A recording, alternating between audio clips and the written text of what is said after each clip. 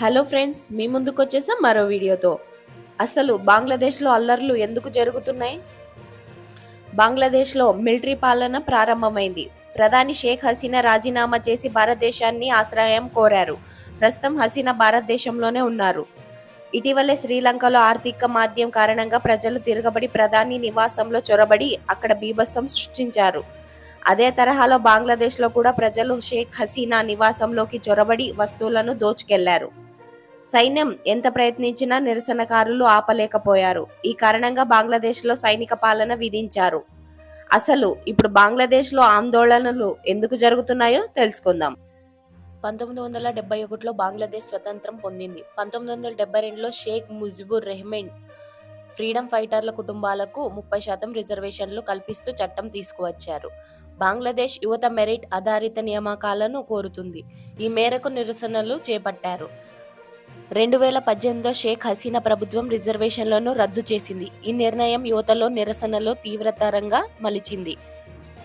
1971లో మృతి చెందిన స్వతంత్ర సమర యోధుల కుటుంబాలకు రిజర్వేషన్ల రద్దు వ్యతిరేకిస్తూ హైకోర్టును ఆశ్రయించారు. హైకోర్టు రిజర్వేషన్ల కోటా వ్యవస్థను పునరుద్ధరించింది. కోర్టు ఆదేశాలతో 56% ప్రభుత్వ ఉద్యోగులకు ప్రత్యేక గ్రూపులు రిజర్వ్ చేశారు. ఫ్రీడమ్ ఫైటర్ల మనవళ్లు మనవరాళ్లకు రిజర్వేషన్లు పెంచారు. ఈ రిజర్వేషన్ల పెంపు కారణంగా నిరుద్యోగ యువత ఆందోళనకు దిగింది. మెరిట్ ఆధారంగా పోస్టులు భర్తీ చేయాలని డిమాండ్ చేస్తున్నారు. హైకోర్టు రిజర్వేషన్ విధానాన్ని సమర్థించడంతో విశ్వవిద్యాలయాల్లో విద్యార్థులు ఆందోళన బాట పట్టారు. నిరసనలు హింసాత్మకంగా మారాయి. హైకోర్టు తీర్పుపై సుప్రీంకోర్టు స్టే విధిస్తూ ప్రభుత్వ ఉద్యోగాలలో 93% మెరిట్ ఆధారంగా నియమించాలని, 7% మాత్రమే రిజర్వేషన్లు ఇవ్వాలని ఆదేశాలు జారీ చేసింది. సుప్రీంకోర్టు తీర్పుపైన నిరసనకారులు సంతృప్తి చెందలేదు. పూర్తి రిజర్వేషన్లు రద్దు చేయాలని డిమాండ్ చేస్తున్నారు. షేక్ హసీనా ప్రాతినిధ్యం వహిస్తున్న అవామీ లీగ్ పార్టీకే ఈ రిజర్వేషన్లతో ప్రయోజనం పొందుతున్నారని నిరసనకారులు ఆరోపిస్తున్నారు. నిరసనకారులు సహాయ నిరాకరణ ఉద్యమానికి పిలుపునిచ్చారు. ప్రభుత్వానికి పన్నులు కట్టడం, బిల్లులు చెల్లించడం మానుకోవాలని హెచ్చరికలు జారీ చేశారు. షేక్ హసీనా ప్రభుత్వంపై ఆందోళనకారులు తీవ్ర అసంతృప్తి వ్యక్తం చేస్తున్నారు. రోడ్లపైకి వచ్చి నిరసనలు తెలుపుతున్నారు. విద్యార్థులు, నిరుద్యోగులు ప్రభుత్వ అనుకూల, వ్యతిరేక మార్గాలు విడిపోయి ఘర్షణలకు దిగుతున్నారు.